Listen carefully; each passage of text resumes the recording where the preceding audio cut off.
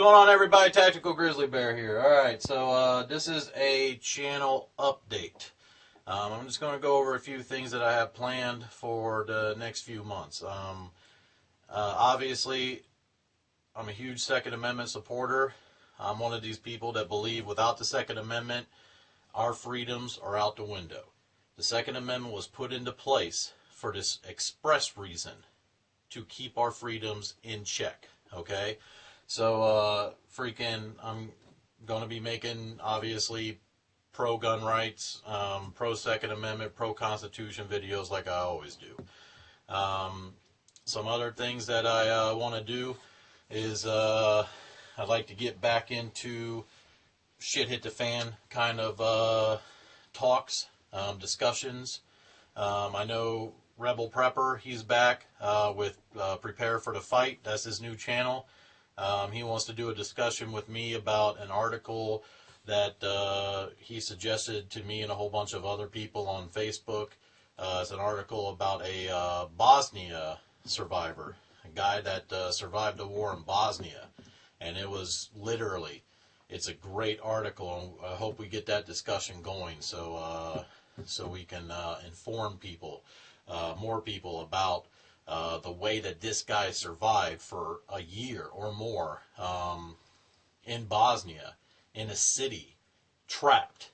He couldn't leave. I mean, the city was surrounded and cut off from the rest of the world. And it was him and 6,000 other people in this city. So, I mean, it's a great article, and it brings up, what happens in shit hit the fan. How do you deal with that part of shit hit the fan? What would you do in that shit hit kind of thing as shit hit the fan? So that's definitely something that I want to bring up and talk about. If I can't do a discussion with Rebel Prepper, then I'll make a video on it.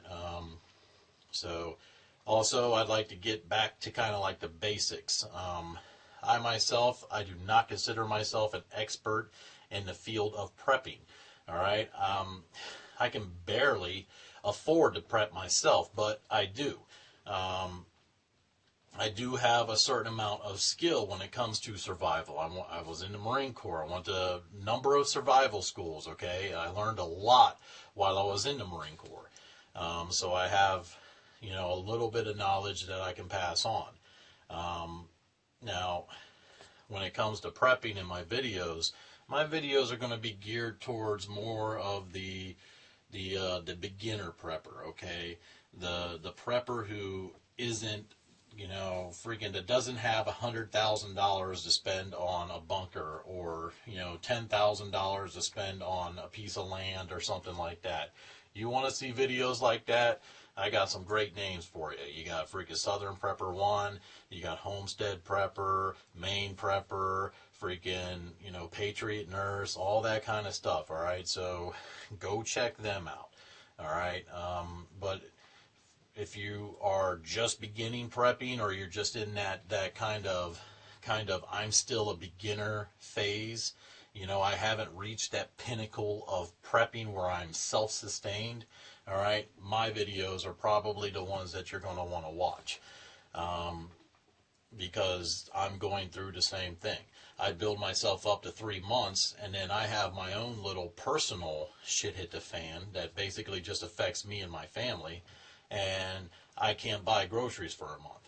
Well, this is the reason why I prep. This is one of the reasons.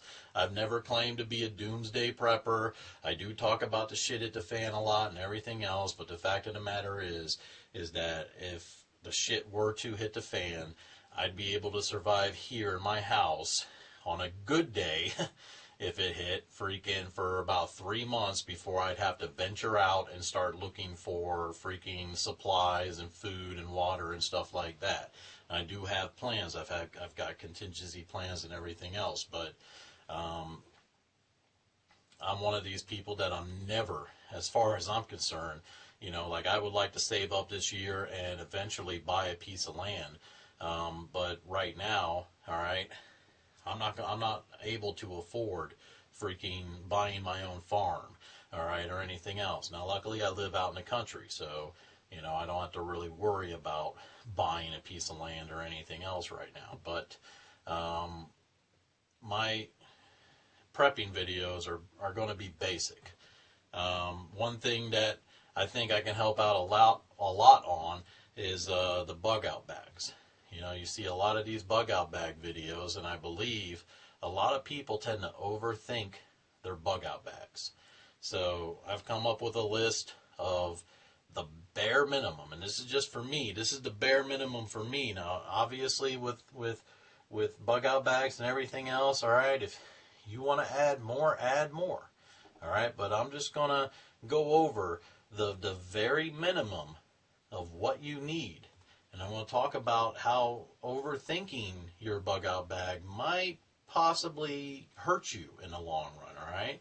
A lot of people tend to go for these really cool little gadgets and everything else, but the fact of the matter is that freaking, if you overthink it too much, it could end up hurting you. So, you know, a lot of these guys have 60-pound packs and stuff like that, and I believe that, you know, once I get my bare minimum, I'm going to revise my whole bug out bag. I think I got a lot of things that I need, but I think I got a lot of things that, you know, maybe I want to rethink that, okay? So I'll be coming out with that in a little bit and everything else, and we'll see how that works out. Another thing, every year, at the beginning of the year, I like to challenge my mind. I like to gain knowledge on things that I have no idea about and everything else. So I like to read books, and I like to try things that I haven't done, okay, or that I never thought about doing.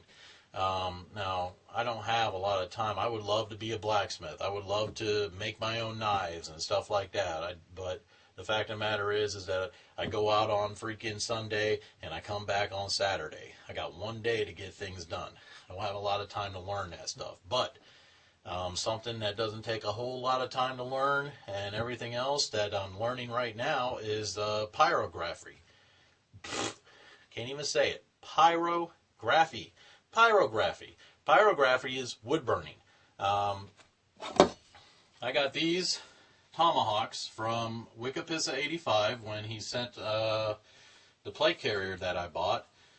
These were kind of like a apology gift because it took him a little bit longer than what he expected to send out the plate carrier after I paid him. So he added these on there and said, hey, I hope you like them, and just, you know, I apologize for taking so long. When I saw these, I was ecstatic because, first off, you know, the tactical ones that you see, those are all cool and everything, but man, I am a huge vintage kind of guy. I like the old style of things. I think they were built well and they work just as well as the new technology and everything else. So these are American Tomahawk Company tomahawks, all right?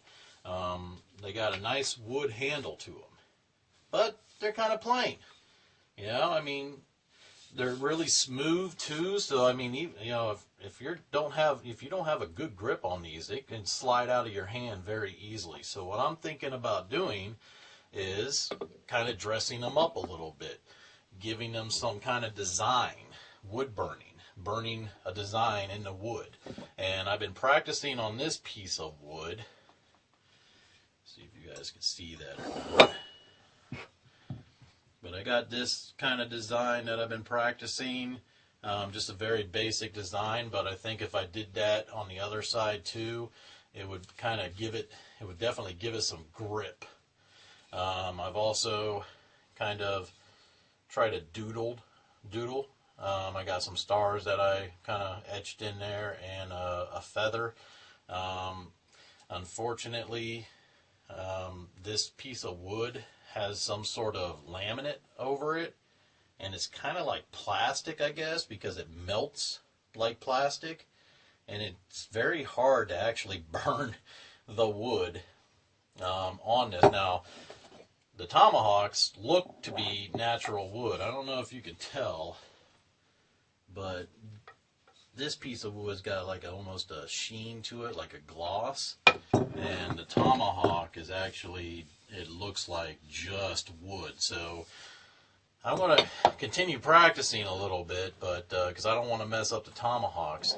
Now my plan with this is that if these start coming out looking really cool, and I got different designs that I want to work on. I got some just very basic designs like this.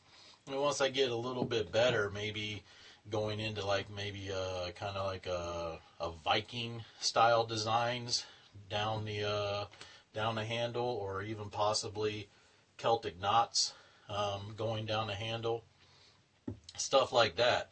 If they come out as good as I hope that they come out, and obviously they're going to be very beginner style designs. I'd like to maybe possibly put them up on a website and sell them just as custom wood burn tomahawks.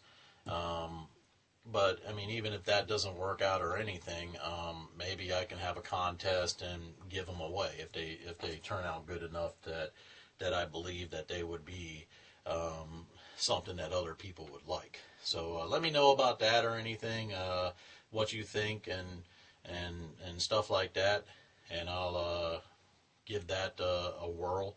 But this is the kind of, it's not really a skill, but this is kind of what I'm working on just to keep myself busy, keep my mind open, kind of open up the artistic side of my mind. But with that too, a couple months ago, I visited Ion the Noob, and he makes these arrows. I mean, he hand makes these arrows. These are pretty cool. He gets some fletching, and he gets the rods, and he hand makes these arrows. He makes these quivers, or not quivers. What is this called? I don't know what this is. This is a quiver, right? Or is it the arrow is a quiver?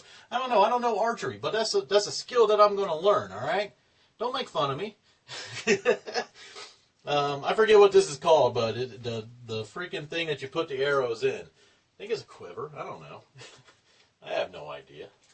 But he makes these. I also got this one here too. He gave me these. He makes these, and if you check out the link below, I'm going to put the link down below. He has a website, and on the website he sells these. He sells everything.